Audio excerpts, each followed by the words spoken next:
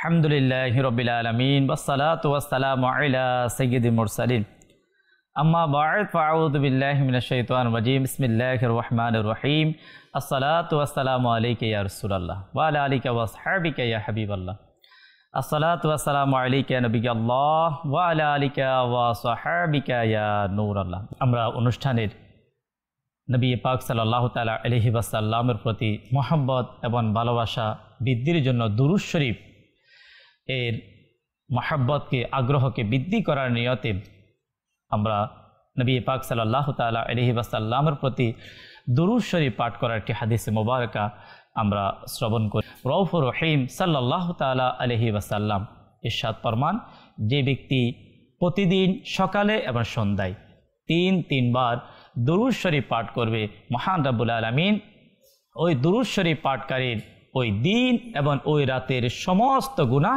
ক্ষমা করে দিবেন। দুরূদ শরীফ গুনাহ ক্ষমা করানোর একটি উত্তম একটি মাধ্যম।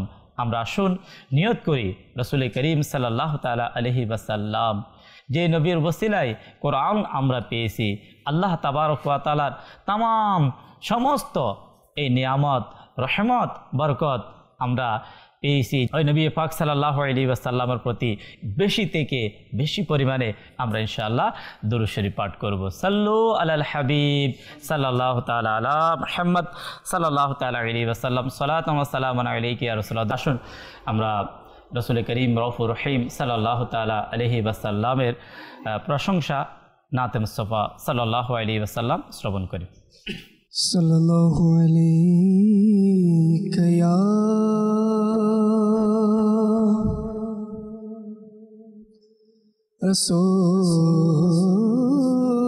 রাসূলুল্লাহ ওয়া সাল্লাম আলাইকা ইয়া হাবিবাল্লাহ।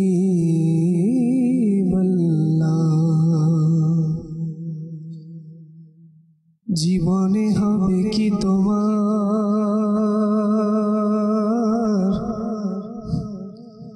দিদার ইয়া রাসূলুল্লাহ, এই আশায় রয়েছি আমি গুনাহগার ইয়া রাসূলুল্লাহ। সাল্লাল্লাহু আলাইকা ইয়া রাসূলুল্লাহ ওয়া সাল্লাম আলাইকা ইয়া হাবিবাল্লাহ।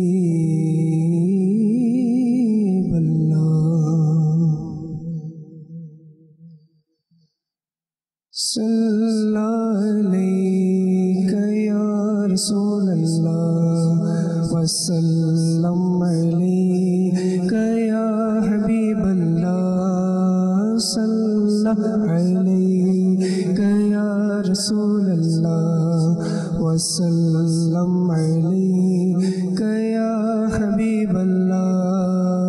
সাল্লাল্লাহু আলাইকা ইয়া রাসূলুল্লাহ ওয়া সাল্লাম আলাইকা ইয়া হাবিবাল্লাহ।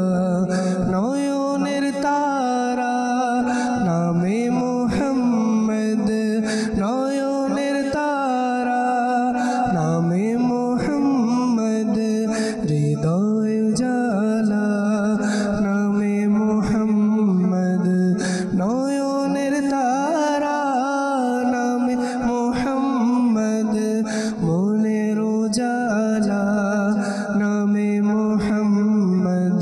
সাল্লাল্লাহু আলাইকা ইয়া রাসূলুল্লাহ ওয়া সাল্লাম আলাইকা ইয়া হাবিবাল্লাহ। সাল্লাল্লাহু আলাইকা ইয়া রাসূলুল্লাহ ওয়া সাল্লাম আলাইকা ইয়া হাবিবাল্লাহ। দৌলত যদি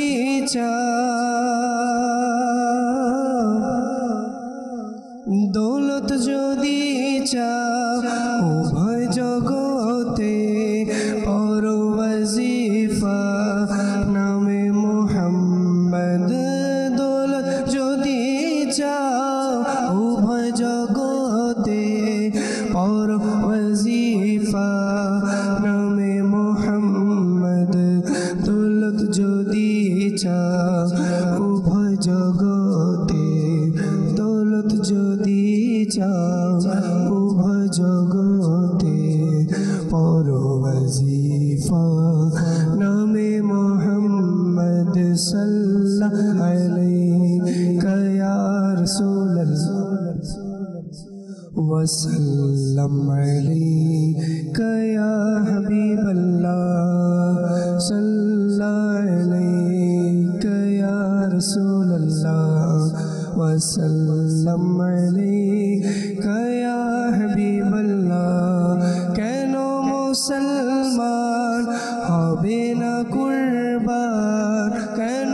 মুসলমান হবে না কুরবান রবেরি প্রিয় নামে মোহাম্মদ কেন মুসলমান হবে না কুরবান রবেরি প্রিয় নামে মোহাম্মদ রবেরি প্রিয় নামে মোহাম্মদ রবেরি প্রিয় নামে মোহাম্মদ রবেরি প্রিয় নামে মোহাম্মদ সাল্লাল্লাহু আলাইহি ইয়া রাসূলুল্লাহ ওয়া সাল্লাম আলাইকা ইয়া হাবিবাল্লাহ সাল্লাল্লাহু আলাইকা ইয়া রাসূলুল্লাহ ওয়া সাল্লাম আলাইকা ইয়া হাবিবাল্লাহ पूछेगा मौला है लाया क्या क्या पूछेगा मौला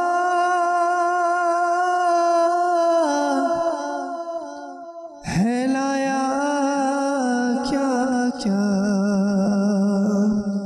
पूछेगा मौला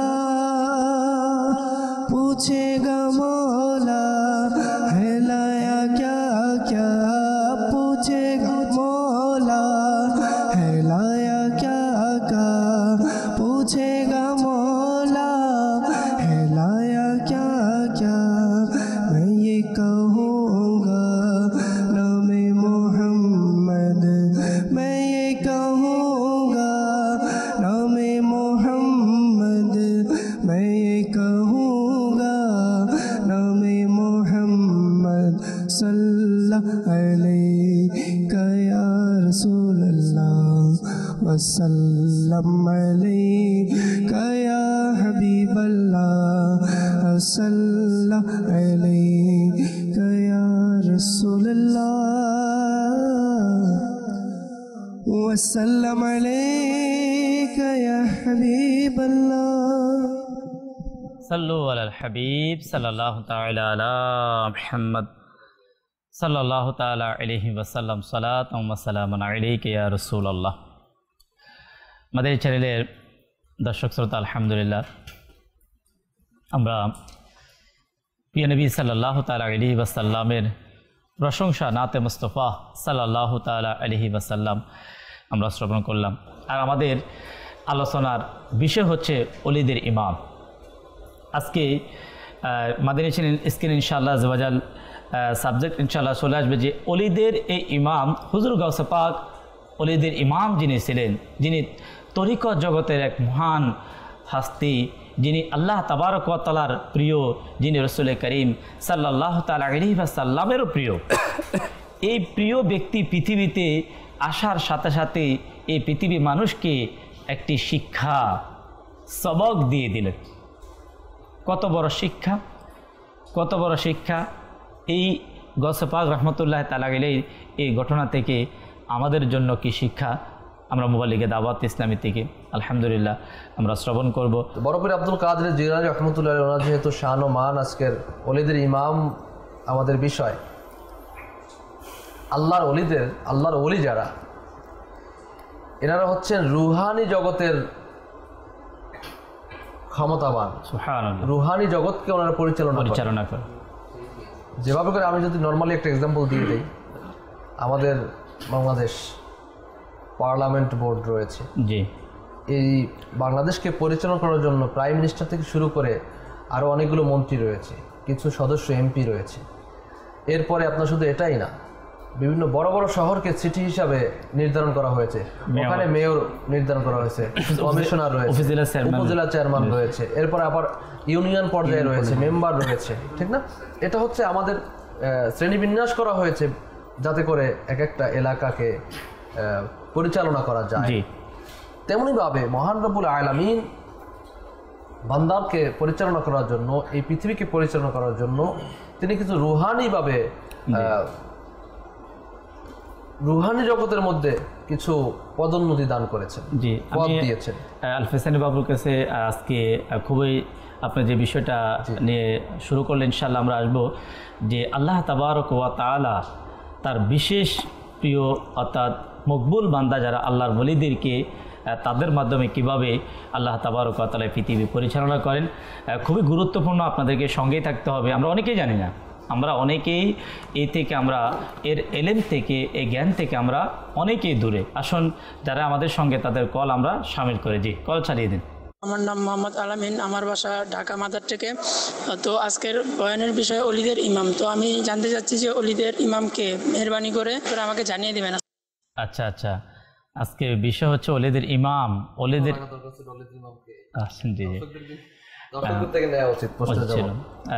অলিদের ইমাম সম্ভব অনেকেই আমাদেরকে SMS করতে পারে যে আপনারা SMS করেন যে আসলে অলিদের ইমাম কাকে বলা হয়। জি, আরো কিছু কল আমাদেরকে শুনিয়ে দিন। আসসালামু আলাইকুম রাহমাতুল্লাহ। ওয়া আলাইকুম আসসালাম ওয়া রাহমাতুল্লাহি ওয়া বারাকাতুহু। আমি আব্দুল হাই আত্তারি। রমজানে আমাদেরকে এরকম অনুষ্ঠান উপহার দেওয়ার জন্য মাদানী চ্যানেলকে মোবারকবাদ, আর যিনি এই অনুষ্ঠান পরিচালনা করছেন ইমরান আত্তারি ভাইকেও মোবারকবাদ, স্বাগতম।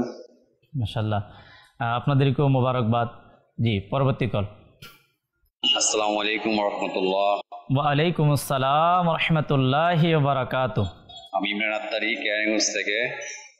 আমার মাদানী চ্যানেল সবাইকে ভালো লাগে। আমি আজকে জানতে চাই বড় পীর আব্দুল কাদের জিলানী রাহমাতুল্লাহ আলাইহির এর আব্বা ও আম্মার নাম। আচ্ছা, অর্থাৎ যার বিশেষ আজকে আলোচনা, সে মহান ব্যক্তির আব্বা এবং আম্মা তারাই অবশ্যই এক বিশেষ পার্সন, তারাই বিশেষ ব্যক্তি, তাদের নাম মোবারক। ইনশাআল্লাহ আমরা মোবাইল লিগিন থেকে ইনশাআল্লাহ আমরা শুনবো ইনশাআল্লাহ আজ্জা ওয়া জাল। জি, কল। আমার নাম আবু বকর সিদ্দিক। আপনাদেরকে মাহে রমজানের মুবারক। মাশাআল্লাহ, আবু বকর সিদ্দিক নবী পাক সাল্লাল্লাহু তাআলা আলাইহি ওয়াসাল্লামের সবচাইতে শ্রেষ্ঠ প্রিয় সাহাবী সিদ্দিক আকবর রাদিয়াল্লাহু তাআলা নামে আমাদের মাদানী মুন্না যিনি আমাদেরকে কল করেছেন, আবু বকর সিদ্দিক, আল্লাহ তাআলা বরকত দিক। নূর হোসেন তুষার ভাই মাশাআল্লাহ সঙ্গেই, যেহেতু আমরা শুরু থেকেই জেনে নিয়েছি হুজুর গাউসে পাক ওলিদের ইমাম যিনি, তার শুভ জন্ম হচ্ছে রমজান মোবারকের 1 তারিখ। বাপু বলে দিয়েছে নূর ওয়ালা নূর। আউযু বিল্লাহি মিনাশ শাইতানির রাজিম। বিসমিল্লাহির রহমানির রহিম। যেহেতু আজকে বড় পীর আব্দুল কাদের জিলানী রহমতুল্লাহ তাআলা আলাইহির শুভ আগমনের দিনও, মাশাআল্লাহ বড় পীর আব্দুল কাদের জিলানী রহমতুল্লাহ তাআলা আলাইহি, আমরা শুনলাম যে ইনি হচ্ছেন অলিদের ইমাম। আজকের বিষয় হচ্ছে অলিদের ইমাম, ইনারই আলোচনা। আলহামদুলিল্লাহ, আল্লাহর অলিদের আলোচনাও একটা ইবাদত। তো আল্লাহ পাক মাদানী চ্যানেলের মাধ্যমে মাশাআল্লাহ যে দাওয়াত ইসলামী প্রত্যেকটা জিনিস, মাদানী চ্যানেল প্রত্যেকটা জিনিস আলহামদুলিল্লাহ আলোচনা বিষয়ের মধ্যে নিয়ে আসে। ঠিক তেমনি আলহামদুলিল্লাহ আজকে বড় পীর আব্দুল কাদের জিলানী রহমতুল্লাহ তাআলার বিষয়টি নিয়ে এসেছে। তো হুজুর গাউসে পাক আব্দুল কাদের জিলানী রহমতুল্লাহ তাআলা আলাইহির আগমন কালটা যে কীরকম সময় আল্লাহ সুবহানাহু তাআলা হুজুর গাউসে পাককে দুনিয়াতে পাঠালেন। তো কিতাবের মধ্যে বর্ণনা আসে, বড় পীর আব্দুল কাদের জিলানী রহমতুল্লাহ তাআলা আলাইহি যখন আগমনকাল হয়, এর পূর্বে মুসলিম জাহানের মধ্যে এক নৈরাজ্যের বিভাষিকা ছড়িয়ে পড়ে। অর্থাৎ মিশর, বাগদাদ, মধ্য এশিয়ার যতগুলো মুসলিম দেশ ছিল, সকল রাজা বাদশার মধ্যে একটা হিংসা বিদ্বেষ ছিল। তখন এর কারণে হচ্ছে ওই দেশগুলোর মধ্যে অন্যায়, অবিচার, হিংসা, বিদ্বেষ, অরাজকতা, বিশৃঙ্খলা সৃষ্টি হয়ে গিয়েছিল। তো এটাকে কেন্দ্র করে আবার কিছু চক্র মুসলিম নামদারি, তারাও এটাকে হাতে নিয়ে মুসলিমদের মধ্যে একটা দ্বন্দ্ব সৃষ্টি করে দেয়। এমন একটা ভয়াবহ পরিস্থিতি যে এদের উদ্দেশ্য ছিল, তখন ক্ষমতাসীন যারা ছিল বাগদাদ শরীফের মধ্যে, এরা কি করলো যে মুসলিমদের মধ্যে যাতে দ্বন্দ্ব সৃষ্টি হয়, ইসলাম যাতে চলে যায়, ইসলাম যাতে মানুষ থেকে দূরে সরে যায়, এই জন্য তারা চক্রান্ত সৃষ্টি করলো। তো ইসলামের এমন একটা পরিস্থিতি, ভয়াবহ পরিস্থিতির মধ্যে আল্লাহ সুবহানাহু ওয়া তাআলা ইসলামের শ্রেষ্ঠ রুহানি শক্তির অধিকারী, পীরদের পীর, পীরে দস্তগীর, রওশন জমির, কুতুবে রব্বানি, মাহবুবে সুবহানি, পীরে পীরা, মীরে মীরা, পীরে লাসানি, গাউসে সামদানি, হুজুরে গাউসুল আব্দুল কাদের জিলানী রহমতুল্লাহ তাআলা আলাইহির আগমন ঘটান। এর মাধ্যমে কি হয়, ওই দুনিয়ার মধ্যে যখন ওই সময়কার যত পাপাচার ছিল সকল কিছু দূরীভূত হয়ে যায়। সুবহানাল্লাহ। মানুষ তখন সত্যের পথ সন্ধান পেয়ে যায়। সুবহানাল্লাহ। হুজুরে গাউসে পাক আব্দুল কাদের জিলানী রহমতুল্লাহ তাআলা আলাইহির পুরো জীবনটাই ছিল কারামতপূর্ণ। সুবহানাল্লাহ, সুবহানাল্লাহ। এমনকি কিতাবের মধ্যে আসে যে হুজুরে গাউসে পাক যখন ওনার আম্মাজানের গর্ভে থাকে তখন থেকেই হুজুরে গাউসে পাকের কারামত প্রকাশ পেতে থাকে। কিতাবের মধ্যে আসে হুজুরে গাউসে পাক আব্দুল কাদের জিলানী রহমতুল্লাহ তাআলা আলাইহি, ইনার আম্মাজানের বয়স যখন 60 বছর, জি, তিনি তখন তার আম্মাজানের গর্ভের মধ্যে আসেন। তো মেডিকেল সায়েন্স বলে যে একজন ইসলামী বোনদের জি সন্তান ধারণ ক্ষমতা হচ্ছে 50 থেকে 55 পরে শেষ হয়ে যায়। আল্লাহ তাআলার কুদরত দেখেন, আল্লাহ সুবহানাহু ওয়া তাআলা যে হুজুরে গাউসে পাক যে আল্লাহর ওলিদের ইমাম, যে সুবহানাল্লাহ, কুদরতের যে নিদর্শন, সেটা আল্লাহ সুবহানাহু ওয়া তাআলা তার গর্ভধারণের মধ্যে আল্লাহ তাআলা প্রকাশ করে দিয়েছেন। 60 বছর বয়সে আম্মাজান, উনার আম্মাজান উম্মে খায়ের ফাতেমা রাদিয়াল্লাহু রহমাতুল্লাহ তাআলা আলাইহা, ইনার গর্ভে উনি ধারণ করেন। এটাও হুজুর গাউসে পাক একটা কারামত রহমাতুল্লাহ তাআলা আলাইহির আপনার অসংখ্য কারামতের মধ্যে একটি কারামত। আসলেই বাস্তব, আল্লাহ তাবারক ওয়া তাআলার এই জমিনের মধ্যে, পৃথিবীর মধ্যে আল্লাহ তাআলার পক্ষ থেকে আমরা এই মুসলমান যে সকল নিয়ামত আমরা পেয়েছি, ওই নিয়ামতের মধ্যে একটি বড় নিয়ামত হচ্ছে মহান ব্যক্তি হুজুর গাউস পাক আব্দুল কাদের জিলানী রহমতুল্লাহ তাআলা আলাইহি। অনেক বড় নিয়ামত, শুধু কি আমাদের জন্য না, আমাদের পূর্বে যারা পৃথিবীতে এসেছিল তাদের জন্য, এমন কিয়ামত পর্যন্ত যারা এই পৃথিবীতে আসবে তাদের জন্য বড় পীর আব্দুল কাদের জিলানী রহমতুল্লাহ তাআলা আলাইহি বড় নিয়ামত। তিনি আমাদের জন্য বড় আদর্শ, তিনি আমাদের জন্য বড় ইসলামী জগতের মধ্যে, তরিকত জগতের মধ্যে অনেক বড় এক মহান আদর্শ হচ্ছে হুজুর গাউস পাক আব্দুল কাদের জিলানী রহমতুল্লাহ তাআলা আলাইহি। আমরা ইনশাআল্লাহ আলফ হোসেন বাপু থেকে যে বিষয়টা নিয়ে আমরা শুরুতে আলোচনার দিকে আমরা চলে এসেছি, এখন আবারে যাব। তাহলে আমরা এখন যাব সরাসরি আমাদের আলফ হোসেনের বাড়ির কাছে। জি, বলতেছিলাম যে রুহানি জগতের মধ্যে জি আল্লাহর ওলিগণের বিস্তার, জি, আর এটাও আল্লাহ তাআলা এনাদের মাধ্যমে আল্লাহর ওলিদেরকে আল্লাহ তাআলা প্রেরণ করেছেন। জি, নবী পাক সাল্লাল্লাহু আলাইহি সাল্লাম ওসিলাতে তারা বেলায়েত হাসিল করে থাকে, আর এই বেলায়েত বন্টন হয় আলী রাদিয়াল্লাহু আনহু থেকে। সুবহানাল্লাহ, আলী রাদিয়াল্লাহু আনহু থেকে চলে আসে গৌসে পাক রহমতুল্লাহ আলাইহি, এবং এই ওলিদের ইমাম গৌসে পাক রহমতুল্লাহ আলাইহি কাছ থেকে সকল ওলিদের দরবারে চলে যায়। জি, এখানে আমির আহলে সুন্নাত দামাত বরকাতুল আলিয়া এনার একটি লিখিত যে কিতাব ফয়জানে সুন্নাতের মধ্যে 322 নম্বর পৃষ্ঠার মধ্যে উল্লেখ করেছেন জি যে ইবনে আসাকির হযরত আব্দুল্লাহ ইবনে মাসউদ রাদিয়াল্লাহু আনহু হতে বর্ণিত একটি মারফু হাদিস, আর যা মোল্লা আলী কারি রহমতুল্লাহ আলাইহি মিরকাত শরীফে উল্লেখ করেছেন। এই হাদিস শরীফটি সেটা হচ্ছে সাইয়েদুনা ইবনে মাসউদ রাদিয়াল্লাহু আনহু থেকে বর্ণিত, নবী পাক সাল্লাল্লাহু আলাইহি ওয়াসাল্লাম ইরশাদ করেছেন, হাদিসে পাক, লম্বা হাদিসে পাক, যে পৃথিবীতে আল্লাহ তাআলা 300 জন বান্দা এমন রয়েছে, জি, তাদের অন্তর হযরত সাইয়েদুনা আদম সফিউল্লাহ আলাইহিস সালামের পবিত্র অন্তরের উপর রয়েছে। সুবহানাল্লাহ, সুবহানাল্লাহ। আর 40 জনের অন্তর হযরত সাইয়েদুনা মূসা কালিমুল্লাহ আলাইহিস সালামের পবিত্র অন্তরের উপর রয়েছে।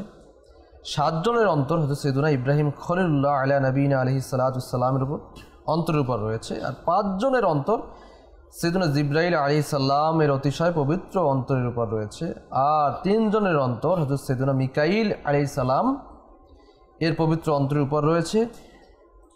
এদের মধ্যে এমন একজন রয়েছে যার অন্তর সাইয়েদুনা ইসরাফিল আলাইহিস সালাম এর পবিত্র অন্তরের উপর রয়েছে। যখন তাদের মধ্যে থেকে একজন ইন্তেকাল করেন, তখন আল্লাহ তাআলা তার স্থলে 3 জন থেকে একজন নির্ধারণ হয়, আর 3 জন থেকে কোনো একজন ইন্তেকাল হয়, তখন আল্লাহ তাআলা তার স্থলে 5 জন থেকে একজনকে নিযুক্ত করেন। সুবহানাল্লাহ, সুবহানাল্লাহ। আর যদি 5 জন থেকে একজন ইন্তেকাল করেন, তবে আল্লাহ তাআলা তার স্থলে 40 জন থেকে একজন নির্ধারণ করে। আর ওই 40 জন, যে কোন 40 জন, যে 40 জন মূসা কালীমুল্লাহ সালাম এর অতিশয় অন্তরের উপরে রয়েছে, তাদের মধ্য থেকে কেউ ইন্তেকাল হয়, তাহলে আল্লাহ তাআলা ওই 300 জন আদম আলাইহিস সালামের অতিশয় অন্তরের উপর রয়েছে, তো ওই অন্তর থেকে, ওখান থেকে 300 জন থেকে একজন নিযুক্ত করেন। সুবহানাল্লাহ। আর এই 300 জন থেকে যখন কেউ ইন্তেকাল করেন, আল্লাহ তাআলা তার স্তরে সাধারণ লোকদের মধ্যে হতে যে কাউকে নির্ধারণ করেন। সুবহানাল্লাহ, সুবহানাল্লাহ, সুবহানাল্লাহ। এই 300 জন থেকে প্রথম স্টেপ কিন্তু 300 জন, 300 জন, স্টেপ বাই স্টেপ। কিন্তু এখানে প্রথম স্টেপ 300 জন, এরপরে স্টেপ হচ্ছে গিয়ে 40 জন, এরপরে 7 জন, এরপরে 3 জন। তো এভাবে করে যখন আপনার 5 জন রয়েছে, জি, তো এই স্তরগুলো আল্লাহর ওলিদের স্তর। এর কিছু নামও রয়েছে আপনার তাদের উসিলাতে। জি, এই টোটাল হইল কয়জন? টোটাল হইল 356 জন। 356 জন। এই 356 জন বুজুর্গ, 356 জন আল্লাহর মহান ওলি, এনাদের উসিলাতে আল্লাহ তাআলা জীবন ও মৃত্যু দান করে থাকে। সুবহানাল্লাহ, সুবহানাল্লাহ। বৃষ্টি বর্ষিত হয়ে থাকে, ফসল উৎপন্ন হয় এবং বিপদ আপদ দূরীভূত হয়ে যায়। সুবহানাল্লাহ, সুবহানাল্লাহ। সাইয়েদুনা আব্দুল্লাহ ইবনে মাসউদ রাদিয়াল্লাহু তাআলা আনহুকে জিজ্ঞাসা করলেন, তাদের উসিলায় কিভাবে জীবন মৃত্যু লাভ? তারা তখন বললেন যে তারা আল্লাহ তাআলার নিকট উম্মতে আধিক্য চাইলে আল্লাহ তাআলা উম্মতে আধিক্য করে দেন। সুবহানাল্লাহ, সুবহানাল্লাহ। আর অত্যাচারীদের জন্য বদদোয়া করলে তাদের শক্তি নষ্ট করে দেয়া হয়। তারা দোয়া করলে বৃষ্টি বর্ষণ করা হয়, জমিন মানুষের জন্য ফসল উৎপন্ন করে, মানুষের বিভিন্ন ধরনের বিপদ আপদ দূর করে দেয়া হয়। এই যে আপনার এখানে যে এটা বলা হয়েছে, এর মধ্যে যে আল্লাহ রাব্বুল আলামিন এই হাদিসে পাকের মধ্যে কিন্তু যে 356 জন ব্যক্তির কথা বলা হয়েছে, আল্লাহর ওলি, আল্লাহর বন্ধু, যাদের উসিলাতে আল্লাহ তাআলা আমাদেরকে রহমত পেয়ে থাকি, আধ্যাত্মিক এবং জাগতিক উভয়বিধ কল্যাণ আল্লাহ তাআলা আমাদেরকে দান করে থাকে। এর থেকে বাবা আমি আপনার আসতেছি, মানে আমি আমার দীর্ঘ যে হাদিসে মোবারকা শুনলাম যে আল্লাহর ওলি এটা আমাদের জন্য অনেক বড় নিয়ামত, অনেক বড় নিয়ামত। মানে আমার সেদিকে ছিলাম আর কি, অনেক বড় নিয়ামত। হুজুর গৌসে পাক রাহমাতুল্লাহ ওলিদের ওলি, ওলিদের ইমাম, ওলিদের ইমাম, উনি আমাদের কত বড় নিয়ামত, কত বড় নিয়ামত। 300 জন হচ্ছে সাধারণ মানুষ থেকে আল্লাহ তাআলা সিলেক্টেড করেন। জি, সাধারণ মানুষ থেকে সিলেক্ট করছেন, এরা আল্লাহ আমার প্রাথমিকভাবে তারা সিলেক্টেড হইল আল্লাহ তাআলার ওলি। তো ওলি কাকে বলে সেটাও আমাদের আজকের মানে জানবো। ওলি আমরা কাদেরকে বলবো? আচ্ছা, কারামত কাকে বলে এটাও একটা জানার বিষয়। অনেকে আপনার কোনো কিছু দেখলেই, কোনো ভেলকিবাজি দেখলেও তাকে কি কারামত মনে করে, এটাও আছে।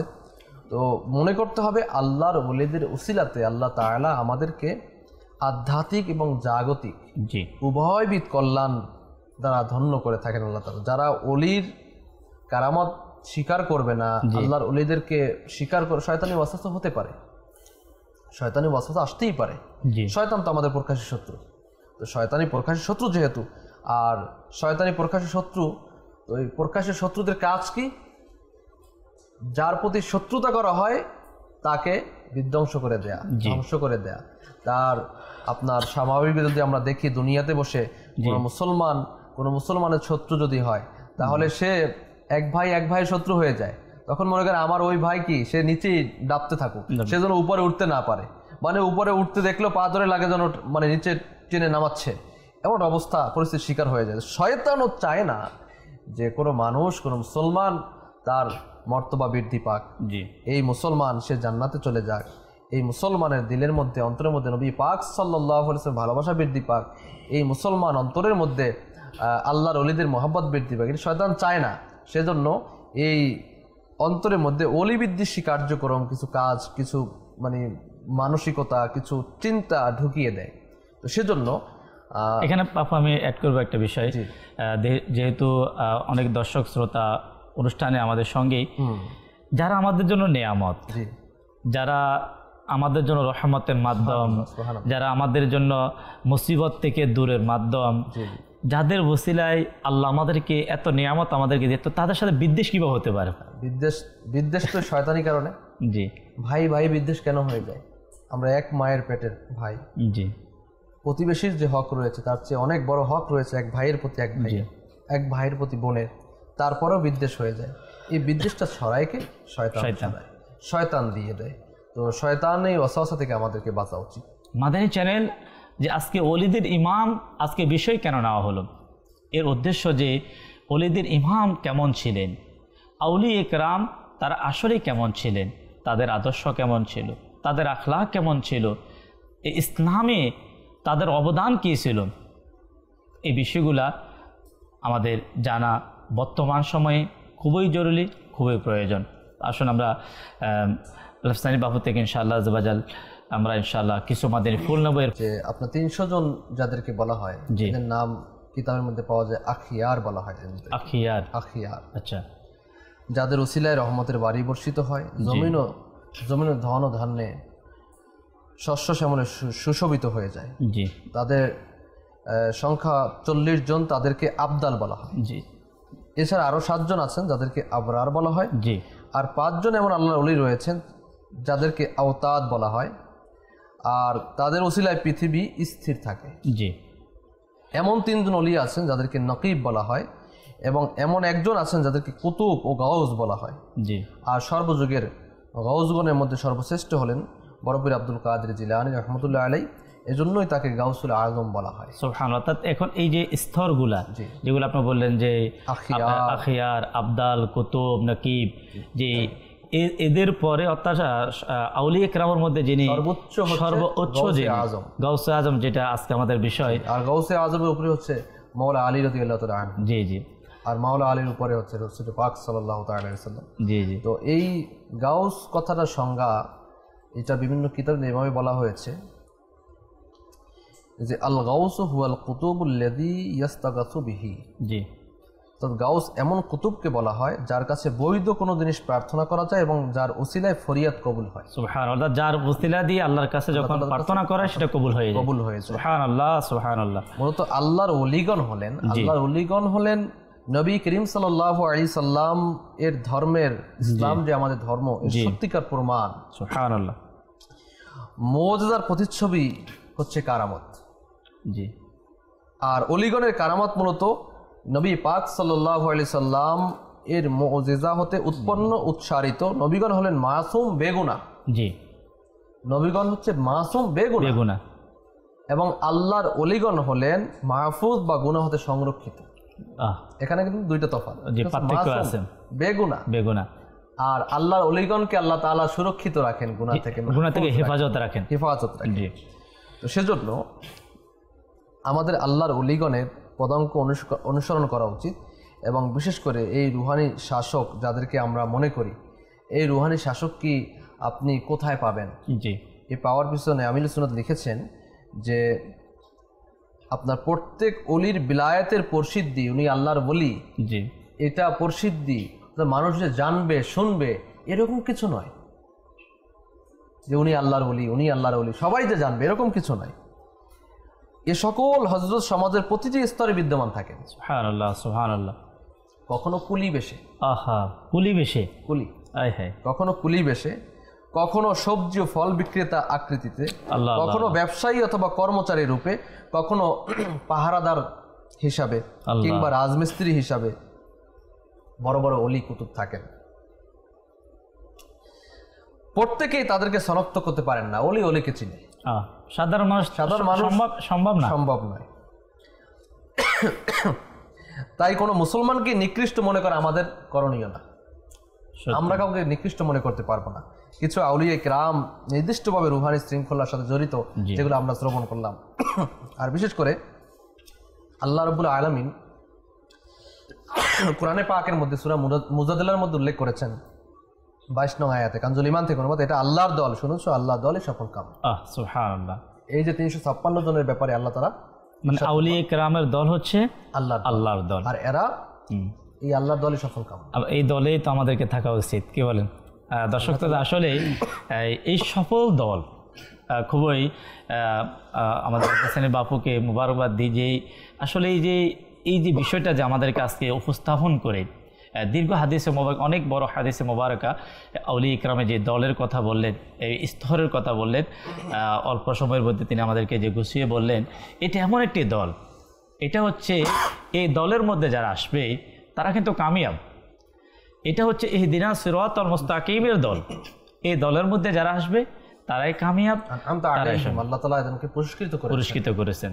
আসলে আল্লাহ তাবারক ওয়া তাআলার পক্ষ থেকে যারা নিয়ামত লাভ করেছেন তারা হচ্ছেন আউলিয়া একরাম, তারা হচ্ছেন হুজুর গাউস পাক রাহমাতুল্লাহ তাআলা আলাইহি, খাজা গরিবে নওয়াজ, মুঈনুদ্দিন চিশতি আজমিরি, বাহাউদ্দিন নকশবন্দি, মুজাদ্দিদ আল ফিসানি রাহমাতুল্লাহ তাআলা আলাইহি, শাহ জালাল, শাহ ফরান, শাহ মখদুম, রূপস, খান জাহান আলী থেকে শুরু করে বারাউলিয়া থেকে শুরু করে বাংলার আসলে আউলিয়া একরামের বিষয়টা যখন আসে বাপু, তখন তো মানে আমাদের বাংলাদেশ 360 আউলিয়ার বাংলাদেশ বলা হয়। 360 আউলিয়ার বাংলাদেশ, কোথাও আউলিয়া একরাম নাই। যখনই আমরা আমাদের কাছে বাংলাদেশকে নিয়ে যখন আলোচনা হয় সেখানে কিন্তু একটা বিষয় বাদ দেওয়া যাবে না, সেটা হচ্ছে আউলিয়া একরামকে। এবং সবচেয়ে বড় ব্যাপার হচ্ছে যে পৃথিবীর জমিনের মধ্যে একমাত্র এই বাংলাদেশ যা হুজুর গৌসে পাক রাহমাতুল্লাহ আলাইহি ওরস শরীফে সরকারিভাবে ছুটি থাকে, এটা একমাত্র বাংলাদেশ পৃথিবীর জমিনের মধ্যে। আমাদের অলিভক্ত যে আমরা, যে আমাদের সরকার বলেন, আমাদের মানুষ, আমাদের সমাজ, যে আল্লাহর ওলিদের প্রেমে যে আমরা বিভোর, এবং কেনই বা বিভোর হব না। আপনার একটা সূত্র আছে, কেউ বীজগণিত পড়লে বীজগণিত সূত্র রয়েছে, পাটিগণিতের কিছু সূত্র রয়েছে, তেমন একটা সূত্র ফানাফির শেখ, ফানাফির রসুল, ফানাফিল্লাহ বাকাবিল্লাহ। এই ফানাফির শেখ কাকে বলে? ফানাফির শেখ হচ্ছে আল্লাহর ওলিদের সামনে ফানা হয়ে যাওয়া। জি, আমরা আউলি ইকরামের মাশাআল্লাহ আলোচনা, অলি আল্লাহর বাংলাদেশ, শাহজালালের বাংলাদেশ, গৌস কুতুবের এই বাংলাদেশ, আজকের এই মোবারক দিনে, মোবারক সময়ে আসুন আমরা সেই মহান ব্যক্তিদেরকেও, হুজুর গৌসে পাককে, আউলি একরামকে ইনশাআল্লাহ আমরা কালামের মাধ্যমে ইনশাআল্লাহ আমরা স্মরণ করব। এর আগে আমরা কয়েকটি কল শামিল করব, এরপর ইনশাআল্লাহ আমরা ইমরান মাদানী ভাই থেকে ইনশাআল্লাহ কালামের মাধ্যমে ইনশাআল্লাহ গৌসে পাককে স্মরণ করব, খাজা গরিবে নওয়াজকে, আমাদের 360 আউলি একরামকে আজকে মোবারক দিনে মহান ব্যক্তিদেরকে স্মরণ করা এটা অনেক বড় সৌভাগ্যের বিষয়। চলো আমরা ইমরান মাদানী ভাই থেকে ইনশাআল্লাহ আমরা কালাম শ্রবণ করবো ইনশাআল্লাহ। আল্লাহ তাবারক ওয়া তাআলার প্রিয় ব্যক্তিদেরকে যারা আমাদের জন্য নিয়ামত, তাদের আলোচনা, এটা আল্লাহ তাবারক ওয়া তাআলার এক প্রকার শুকরিয়া আদায় করা, যে আজকের এই দিনে আমরা সে মহান ব্যক্তিদের শুকরিয়া আদায় করব তাদের আলোচনার মাধ্যমে। জি, ওলি আল্লাহর বাংলাদেশ, গৌস কুতুবের বাংলাদেশ, রহম করো আল্লাহ, রহম করো আল্লাহ। গৌস কুতুবের বাংলাদেশ, ওলি আল্লাহর বাংলাদেশ, রহম করো আল্লাহ, রহম করো আল্লাহ। আউলিয়াদের গর্ব তুমি, গৌসে আজম দস্তগীর, সুফি গণের ইমাম তুমি, গৌসে আজম দস্তগীর। আউলিয়াদের গর্ব তুমি, সুফি গণের ইমাম তুমি, সকল ওলির ওলি তুমি, গৌসে আজম দস্তগীর। সুফি গণের ইমাম তুমি, গৌসে আজম দস্তগীর, গৌসে আজম দস্তগীর, গৌসে আজম দস্তগীর। তুমি সকল পীরের পীর, তুমি তো রওশন জমিন, তুমি সকল পীরের পীর, তুমি তো রওশন জমিন, তুমি তো রওশন জমিন, তুমি রওশন জমিন। খোদা বিরুদে তুমি, খোদা বিরুদে মোদের তুমি প্রধান গৌসে আজম দস্তগীর গৌসে আজম দস্তগীর গৌসে আজম দস্তগীর ওলি দিগের রাজা মহারাজ লও মোদের সালাম খানি আব্দুল কাদের জিলানী আব্দুল কাদের জিলানী জন্ম নিয়ে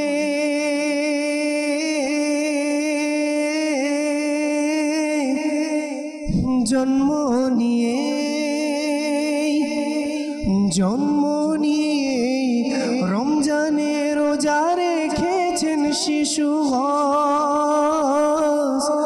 জন্ম নিয়ে রমজানে রোজা রেখেছেন শিশু এক ফোঁটাও পান করেননি আর গৌসে আজম দস্তগীর আব্দুল কাদের জিলানী আব্দুল কাদের জিলানী ওলি দিগের রাজা মহারাজ গৌসে আজম দস্তগীর গৌসে আজম দস্তগীর। মারহাবা। আলহামদুলিল্লাহ, সে মহান ব্যক্তির সাদেকায় আউলিয়া ইকরামের আজকে আলোচনা শোনার আলহামদুলিল্লাহ আমাদের সৌভাগ্য হচ্ছে। আসলে এই মাদানী চ্যানেলে আউলিয়া ইকরামের আলোচনা হুজুর গাউসে পাক রহমতুল্লাহ তাআলা যে আলোচনা কেনই বা হবে না, যে এই মাদানী চ্যানেল আমরা যার মাধ্যমে আমরা পেয়েছি, আমরা সকলেই জানি বর্তমান শতাব্দীর মহান ইলমি এবং রুহানি ব্যক্তিত্ব, যাকে শুধু এশিয়া না আফ্রিকা পুরা পৃথিবীর মানুষ যাকে এক মহান নামে যাকে চেনেন, আমির আহলে সুন্নাত। আর আমির আহলে সুন্নাত দামাত বারাকাতুহুল আলিয়া তিনি হচ্ছে ওই মহান ব্যক্তি বর্তমান সময়ে যিনি ওলিদের ইমাম গাউসে পাক রহমতুল্লাহ তাআলা আলাইহির এই তরিকার কাদেরিয়া তরিকার এক মহান হাস্তি। আলহামদুলিল্লাহ, দাওয়াত ইসলামীর প্রতিষ্ঠাতা আমির আহলে সুন্নাত দামাত বারাকাতুহুল আলিয়া তিনি কখনো কখনো তিনি বলেন দাওয়াত ইসলামী হচ্ছে ফয়জান আউলিয়া। গাউসে পাক রহমতুল্লাহ আলাইহি তো আমাদের পীর, জি নীল আমাদের রেহনুমা, ওনার সুবহানাল্লাহ সাদাকা আজকের এখানে বসা। জি আলহামদুলিল্লাহ। মিনার ভাই কেনই বা বসবো না, আল্লাহর ওলির আলোচনা, বিষয়টা হচ্ছে ওলিদের ইমাম, ওলিদের ইমাম। সুবহানাল্লাহ। আফসোসের বিষয় হচ্ছে এদিক থেকে যে আজকে বর্তমান প্রজন্ম পরপীর আব্দুল কাদের জিলানী রহমতুল্লাহ তাআলা আলাইহির নাম মুবারক তো জানে, জি, কিন্তু যদি ওনার জীবনীটা যদি জানতে চাওয়া হয়, জি, তাহলে খুব আফসোসের সাথে বলতে হয় অনেক বর্তমান প্রজন্মের অনেক শিক্ষিত এটা বাস্তব জানে না, অনেক জানে না। এটা আসলে কেননা কীভাবে জানবে? আমাদের আজকে সমাজের মধ্যে বলেন, মিডিয়ার মধ্যে বলেন, কতটুকু আলোচনা হয়। জি আলহামদুলিল্লাহ, একটু আগে আলফেসানি বাপু বলল যে বাংলাদেশ এমন একটা দেশ যে দেশের মধ্যে ফাতে ইজদাহাম আলহামদুলিল্লাহ সরকার মাশাআল্লাহ সরকারি ছুটি ঘোষণা করা হয়েছে। এখন আমাদের সিলেবাসে এটা সরকারি ছুটি দেওয়া আছে। এখন আমার প্রশ্ন হচ্ছে, আমাদের পরিবার যারা আমরা সকলেই সরকারি ছুটিটা উদযাপন করি, আমরা কি আমাদের যারা প্রজন্ম আছে, যারা আমাদের সন্তান আছে, তাদেরকে আমরা কি জানাচ্ছি যে এই ফাতে ইজদাহাম, এই যে গাউসে পাক আব্দুল কাদের জিলানী রহমতুল্লাহ তাআলা তার আলোচনা কি তাজকিরা কি আমাদের ঘরে হচ্ছে? তার কারামত, তার জীবনী, তার যেই পাণ্ডিত্যতা, তার যে জীবনী, এগুলো কি আমরা তুলে ধরতেছি? এটা টোটালি হচ্ছে না। তো গাউসে পাক রহমতুল্লাহ তাআলা আলাইহির জীবনী যখন আমরা জানবো, তখন আমরা আমাদের নিজেকে সাজাতে পারবো। আপনি যে বিষয়টা তুলে ধরলেন ইম্পর্টেন্ট, আসলে এটা কিন্তু এটা আজকে ফ্যামিলিতে বলেন, স্কুলে বলেন, কলেজে বলেন, ইভেন কি আমি মাদ্রাসার কথা বলবো, মাদ্রাসাতে বলেন, আজকে এই বিষয়টার কিন্তু বড় অভাবের এখানে আমি আরেকটু প্লাস করি ইমরান ভাই, হচ্ছে আমরা তো টিনেজার, যারা শিক্ষিত সমাজ, যারা এখন লেখাপড়া করছে, তাদের দিকটা যদি একটু বলতে যাই, আমরা কেন গাউসে পাক রহমতুল্লাহ আলাইহির জীবনী অধ্যয়ন করব? প্রশ্ন আসতে পারে, এর প্রয়োজন আছে কি? প্রয়োজনই তো কি এখন আপনি আইডিয়াল যদি মনে করেন বিভিন্ন কিতাবাদি পড়ে, বিভিন্ন পড়ে, আমি নাম এখন বলতে চাচ্ছি না, আপনার আমেরিকা আফ্রিকার বড় বড় আপনার স্কলারদের মানে টার্নিং পয়েন্টগুলো দেখে দেখে ওনারা কি শিক্ষা অর্জন করে আমাদের নওজোয়ানরা এখন যারা স্কুল কলেজ ভার্সিটি ইউনিভার্সিটি যারা পড়ছেন তারা, তো তাদের হিসাবটা যদি ধরি আর যদি আমরা হুজুর গৌসে পাক রহমতুল্লাহ আলাইহি ওনার জীবনটা যদি অধ্যয়ন করি তাহলে আমরা কি পাই? আমি সংক্ষিপ্তভাবে একটা জিনিস আমরা শ্রোতাদেরকে বলতে চাচ্ছি। হুজুর গৌসে পাক রহমতুল্লাহ আল্লাহর এই মহান ওলিয়ে কামিল, যিনি গৌসে আজম বলা হয়, যাকে আমরা অলিদের শিরকুল, অলিদের শিরোমণি, বড় পীর বলে আমরা জানি।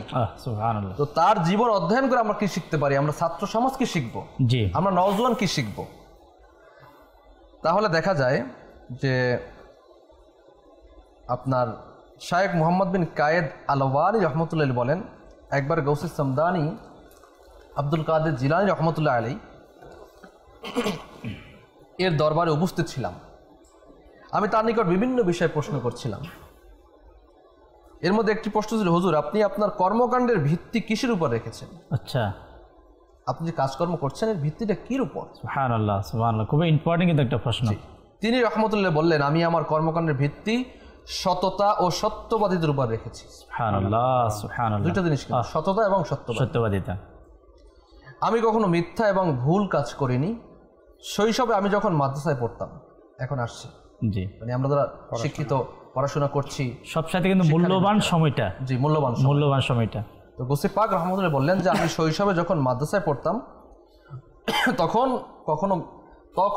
আমি কখনো মিথ্যা বলিনি। আল্লাহ আল্লাহ আল্লাহ আল্লাহ আল্লাহ। আমি একজন হজের মৌসুমে জঙ্গলে গিয়েছিলাম। আমি একটি ষাঁড়ের পিছনে পিছনে চলছিলাম। হঠাৎ সেই ষাঁড় আমার দিকে তাকিয়ে বলল, হে আব্দুল কাদির, তোমাকে এরূপ কাজের জন্য তো সৃষ্টি করা হয়নি। আমি ঘাবড়ে গিয়ে ঘরে ফিরে আসলাম এবং আমার ঘরের ছাদে উঠলাম। দেখলাম যে আরাফাতের ময়দানে লোকেরা দণ্ডায়মান। আল্লাহ আল্লাহ আল্লাহ, সুবহানাল্লাহ, সুবহানাল্লাহ। এরপর আমি আমার সম্মানিত আম্মা জানের খিদমতে উপস্থিত আরজ করলাম যে আপনি আমাকে আল্লাহ তাআলার রাস্তায় ওয়াকফ করে দিন। এর কারণ জিজ্ঞাসা করলেন যে কেন ওয়াকফ করবেন? তো উনি বললেন যে আমাকে বাগদাদ যাওয়ার অনুমতি দান করুন, যেন আমি সেখানে গিয়ে ইলমে দ্বীন অর্জন করি। সুবহানাল্লাহ। তো গৌসে পাক রহমতুল্লাহ আম্মা হুজুর ওনাকে এই কথা গৌসে পাকের দরবার থেকে শুনে তার চোখ অশ্রুসজ্জ্বল হয়ে গেল। একমাত্র সন্তান আমাকে ছেড়ে কোথায় চলে যাবে? বাগদাদ শরীফে চলে যাবে। তারপরেও 80টি দিনার ছিল ওনার আব্বা হুজুরের উত্তরাধিকার সূত্রে উনি পেয়েছেন।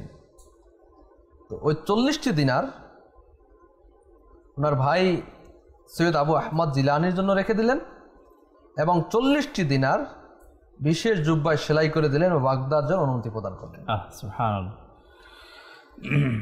আর আমাকে সর্ব অবস্থায় সত্য কথা বলার উপদেশ দিলেন। জিলান থেকে বাইরে পর্যন্ত আমাকে এগিয়ে দিতে আসলেন এবং বললেন, হে আমার প্রিয় সন্তান, যাও মায়ের উপদেশ শুনেন। আমাদের মায়েরাও কি উপদেশ দেয়? আমাদের মা বাবা তাদের উপদেশ এবং গৌসে পাকের আম্মা হুজুরের উপদেশ শ্রবণ করুন।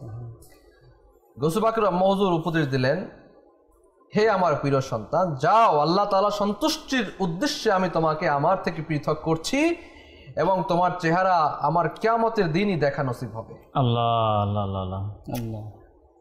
তো এই যে আপনার অবস্থা এবং দীর্ঘ আলোচনা, ওখানে ওই যে ডাকাত দলের সর্দারের সাথে দেখা হলো এবং সেখানে সত্য কথা বলল এবং সত্য কথা বলার পরে কি করলেন, ওখানে ডাকাত সর্দার ওই যুবক আপনার বরফির আব্দুল কাদের জিলানী রহমতুল্লাহ ওনার হাতে হাত রেখে কি করলেন?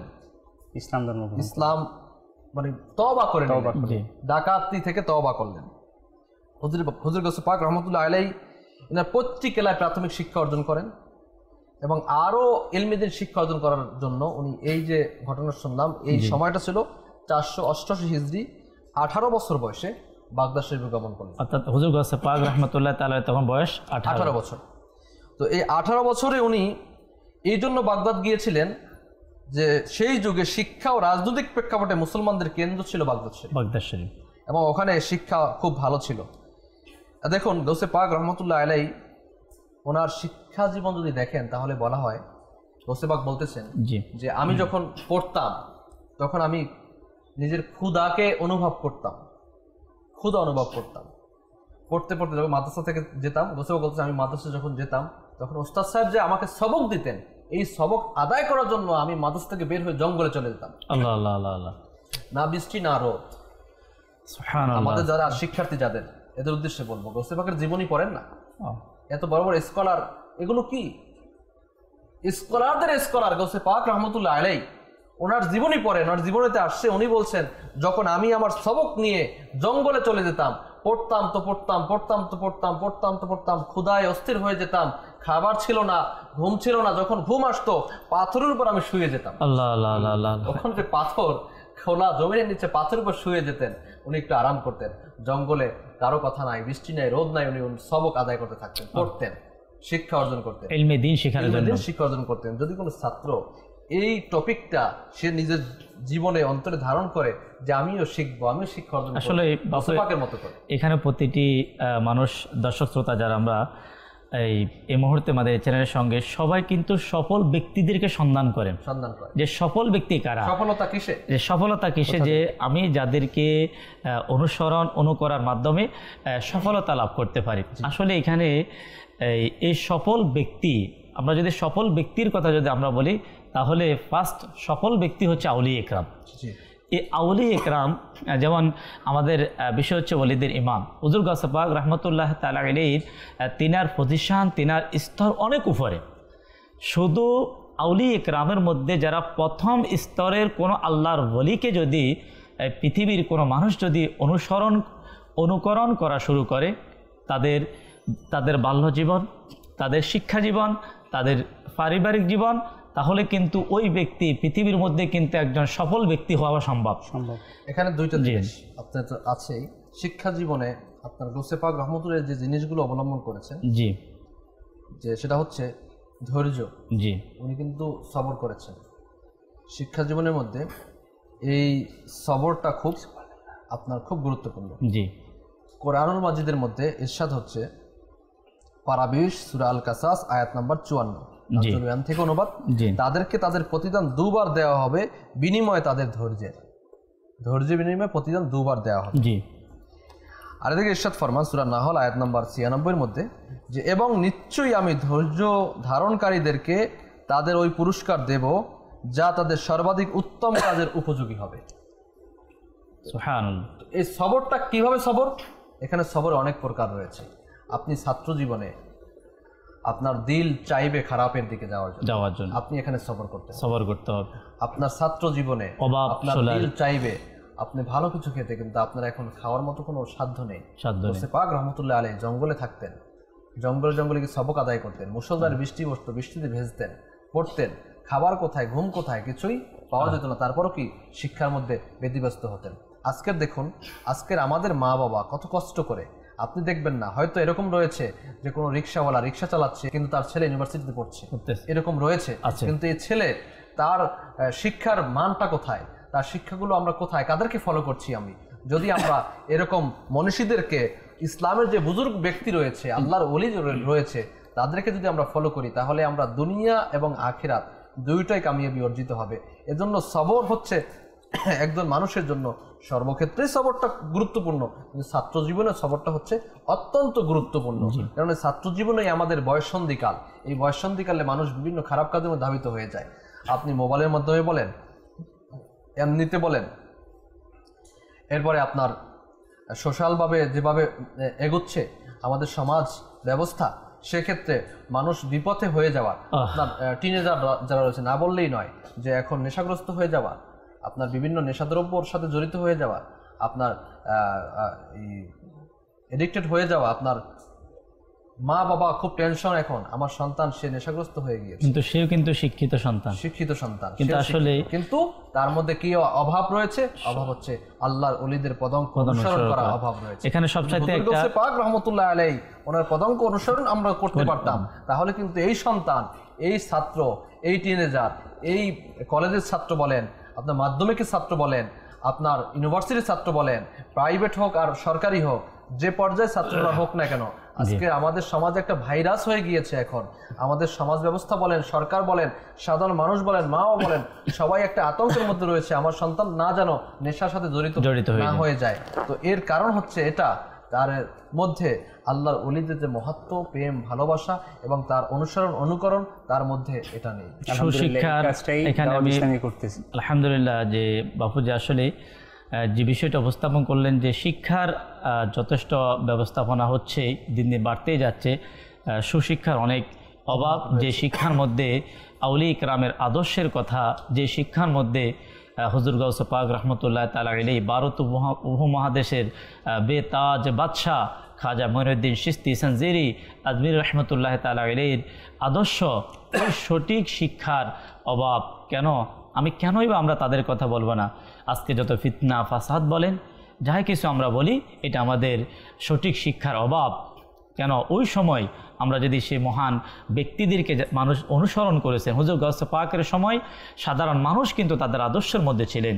খাজা মঈনুদ্দিন চিশতি রহমতুল্লাহ তাআলা আলাইহির সময় কিন্তু এই ভারত উপমহাদেশের মানুষ খাজা মঈনুদ্দিন চিশতি রহমতুল্লাহ তাআলা আলাইহিকে অনুকরণ করেছেন, তাই প্রতিটি স্তরের মধ্যে শান্তি বিরাজ করছেন। এখনও যদি মানুষ আমরা যারা মুসলমান, যদি আমাদের ব্যক্তির জীবন, আমাদের পারিবারিক জীবন, আমাদের সামাজিক জীবন, রাষ্ট্রীয় জীবনে যদি আমরা আউলিয়া ইকরামদেরকে ফলো করতে পারি, তাহলে কিন্তু আবার সে শান্তি আমাদের মাঝে। আসলে আমরা গাউস পাকের শুভ নজর পাওয়ার উদ্দেশ্যে আমরা গাউস পাক রহমতুল্লাহ তাআলা আলাইহি একটি কারামত ইনশাআল্লাহ আমরা শ্রবণ করব। জি, হুজুর গাউস পাক রহমতুল্লাহ তাআলা আলাইহির প্রতিটা দিক, পারিবারিক, ব্যক্তিগত, শিক্ষা জীবন, প্রতিটা দিকে বিস্তৃত বর্ণনা কিতাবের মধ্যে রয়েছে। তো প্রতিটা দিকই দেখা যায় হুজুর গাউস পাকের এক একটা কারামত প্রকাশিত হয়। জি, তো আসলে কারামত একটা থেকে একটা, প্রত্যেকটাই বড় বড় কারামত। কোন কারামতের কথা বলবো? আলহামদুলিল্লাহ, তো আল্লাহ তাআলা শানই তাকে দিয়েছে এরকম। তো হুজুর গাউস পাক রহমতুল্লাহ তাআলা আলাইহি যখন উনি মোটামুটি কথা বলতে শিখেন, তখন ওনার আম্মাজান উম্মে খায়ের ফাতেমা রহমতুল্লাহ তাআলা আলাইহা ওনাকে মক্তবে পাঠান। জি, আরবি শেখানোর জন্য আম্মাজান মক্তবে পাঠান। আলহামদুলিল্লাহ, কত সৌভাগ্যের। আজকে আমাদের মা বাবা আসলে এটা অন্যদিকে চলে যায় আবার, যেহেতু সময় খুব কম। জি, তো যখন হুজুর গাউস পাক রহমতুল্লাহ তাআলা মক্তবে পৌঁছান, তো ওনার ওস্তাদ তিনি একজন বুজুর্গ ব্যক্তি ছিলেন। তো যখন ওনাকে মক্তবে পড়া শুরু করতেছিলেন, তো প্রথম সবক যেটা দেওয়া আউযু বিল্লাহ বিসমিল্লাহির রহমানির রহিম, এই সবক যখন হুজুর গাউস পাককে বলে দিলেন, তারপর হুজুর গাউস পাক রহমতুল্লাহ তাআলা বলা শুরু করলেন। যখন হুজুর গাউস পাক রহমতুল্লাহ তাআলা বলা শুরু করলেন সূরা ফাতিহা, সূরা বাকারা, এরকম করতে করতে সূরা আল ইমরান করতে করতে হুজুর গাউস পাক রহমতুল্লাহ পুরো কোরআন শরীফের 18 পারা বলে দিলেন। সুবহানাল্লাহ। তো ওস্তাদ উনি তো পুরোই বিস্মিত, পুরো অবাক হতবাক। প্রথম দিন যে বালক সবেমাত্র কথা বলতে শিখছে, তার প্রথম দিন তার মক্তবে আসা, তো সেই বালক 18 পারা, তো সে বলতেছে এটা কিভাবে সম্ভব? তখন হুজুর গাউস পাক রহমতুল্লাহ তাআলা বলতেছেন, হুজুর আমি যখন আমার আম্মা জানের গর্ভের মধ্যে ছিলাম, তো আমার আম্মা জান হচ্ছে কোরআনের 18 পারার হাফেজা। সুবহানাল্লাহ, সুবহানাল্লাহ। আমার আম্মা জান যখন আমি ওনার গর্ভের মধ্যে ছিলাম, তখন প্রত্যেকটা মুহূর্তেই এখানে আমাদের ইসলামী বোনদেরকে স্মরণ রাখা উচিত যে আসলে আমরাও তো আমাদের ইসলামী বোনরা তো মা হচ্ছে, হ্যাঁ আলহামদুলিল্লাহ, আল্লাহ পাকের দয়ায় সন্তানের মা হওয়ার সৌভাগ্য হচ্ছে।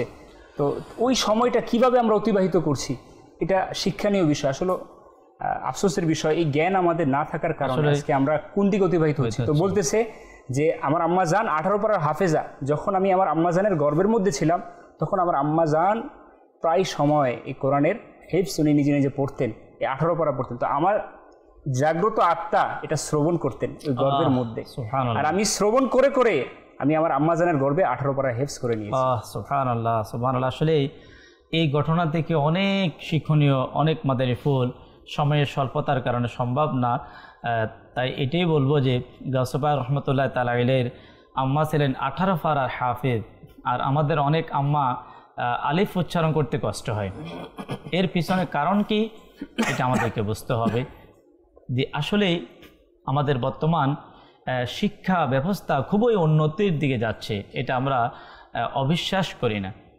কিন্তু যে শিক্ষা কোরআনুল কারীমের শিক্ষা, যে কোরআনুল কারীমের শিক্ষা যেটা আমাদের জন্য দুনিয়া এবং আখিরাতের জন্য মুক্তি, দুনিয়া আখিরাতের জন্য সবচাইতে বড় নিয়ামত, যে কোরআনুল কারীমের শিক্ষা যদি না থাকে, আমার আপনার নামাজ, আমি যে নামাজ পড়বো, যে ইবাদত করব, ও ইবাদত শুদ্ধ কিভাবে হবে যদি কোরআনের শিক্ষা যদি না হয়? আসলে গাউসে পাক রহমতুল্লাহ তাআলা আলাইহির আম্মা তিনি শত শত বছর আগেই তিনি আমাদের জন্য এমন এক মেসেজ, এমন এক দৃষ্টান্ত তিনি আমাদের জন্য রেখে গেলেন, যদি আমরা তা থেকে শিক্ষা আমরা গ্রহণ করি। তিনি কোরআনুল কারীম তেলাওয়াত করতেন, নেক আমল করতেন, আর এর প্রতিফল হচ্ছে হুজুর গাউসে পাক রহমতুল্লাহ তাআলা। একটা বিষয় না, একটু বলে দিই আমি, হুজুর গাউসে পাক রহমতুল্লাহ তাআলা, এটা তো তার হিফজে কোরআন এই বিষয়ে আলোচনা, তার শিক্ষা জীবন আলফাসানি বাপু অনেকটাই বলেছে আলহামদুলিল্লাহ। তো বলা হয়েছে কিতাবের মধ্যে আসছে, আল্লাহ তাআলার কুদরতে হুজুর গাউসে পাক রহমতুল্লাহ তীক্ষ্ণ মেধা শক্তি এবং প্রবল বুদ্ধিসত্তার অধিকারী ছিলেন। সুবহানাল্লাহ। ইনার এত মেধা শক্তি ছিল যে যখন উনি ওনার ওস্তাদ বুজুর্গানে দিন ওলামাই কেরামের কাছে নিজে যখন শিক্ষা অর্জন করতেছিলেন, তো ওনার ওস্তাদরা ওনার প্রশংসা করতেছেন। উনি এত মেধা শক্তির অধিকারী ছিলেন যে হুজুর গাউসে পাক রহমতুল্লাহ তাআলা প্রবল মেধা শক্তির কারণে উনি 13টা বিষয়ের উপরে জ্ঞান অর্জন করেন। 13টা বিষয়ের উপর উনি পাণ্ডিত। আমরা কয়টা বিষয়ের উপর? আসলে হুজুর গাউসে পাক রহমতুল্লাহ তাআলা আলাইহি তিনি শুধু তরিকত জগতে, মানে আউলিয়া কেরামের মধ্যে তিনি শ্রেষ্ঠ ছিল না, তখনকার অর্থাৎ ওই সময়ের ওলামা আলিম যারা ইসলামী শরীয়তের পণ্ডিত ছিলেন, তাদের মধ্যে কিন্তু হুজুর গাউসে পাক রহমতুল্লাহ তাআলা আলাইহি তিনি শ্রেষ্ঠ ছিলেন। আউলিয়া কেরামের বিষয়টা যখন আসে, তখন আমরা অনেকেই অনেক কিছু আমরা এদিক সেদিক আমরা করার চেষ্টা করি। না, হুজুর গাউসে পাক তিনি শ্রেষ্ঠ এক আলিম ছিলেন। খাজা মঈনুদ্দিন চিশতি তিনি শ্রেষ্ঠ আলিম ছিলেন। তারা ওনাদের মতো শ্রেষ্ঠ এলিমের জ্ঞানী, এলিমের সাগর এখন বর্তমানে পাওয়া যাবে না। আল্লাহ তাআলা সেই মহান ব্যক্তিদের এলিমের জ্ঞানের সাদকায় আল্লাহ তাআলা আমাদেরকেও এলিমের নূর আল্লাহ তাআলা আমাদেরকে দান করুক।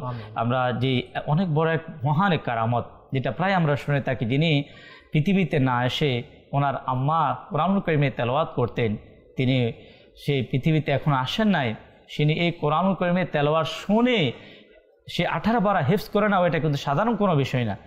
কিন্তু এই বিষয়টা কিভাবে সম্ভব? আমাদের প্রশ্ন যেটা, সম্ভব কিভাবে? এই কিভাবে সম্ভব, যেটাকে কারামত বলে, এই কারামত বিষয়ে আমরা ইলমে দ্বীন ইসলামী শরীয়তের রোশনি থেকে ইনশাআল্লাহ আমরা শ্রবণ করি। জি, বাহারে শরীয়ত একটি উর্দু কিতাব। জি, মাসলা মাসাইল।